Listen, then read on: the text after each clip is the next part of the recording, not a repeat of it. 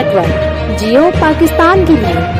अहम खबर से आपको आगाह करें, सिविल लाइन के हसास अदारे के हमरा साइट नॉर्थ चिरंगी के करीब कार्रवाई। ब्यूरो चीफ आरिफ कियानी की रिपोर्ट के मुताबिक इंचार्ज CTD मीडिया से प्रेस रिलीज में बताया कि फायरिंग के तबादले के बाद इंतहाई मतलूब 2 दहशतगर्द गिरफ्तार कर लिए गए। मजहर मशवानी गिरफ्तार दहशतगर्दों का तल्लुक कालादम सिफा मोहम्मद से है। मुल्जमान में आगा हुसैन और सैयद मोहम्मद अली रजा नकवी शामिल हैं। मुल्जमान के 2 साथी करार अली और सैयद ओस्त अली रिजवी मौका से फरार हो चुके हैं। गिरफ्तार मुल्जमान 5 अफराद की टारगेट किलिंग में मुलव्वस थे। सिपा मोहम्मद का स्लीपर सेल मुल्ज़म ओस्त अली की ज़ेरे निगरानी काम कर रहा था। ओस्त अली टारगेट किलिंग की रेकी भी करवाता था और फिर ग्रोह की शूटर से टारगेट किलिंग करवाता।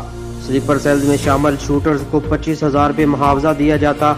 इंचार्ज CTD मजहर मशवानी।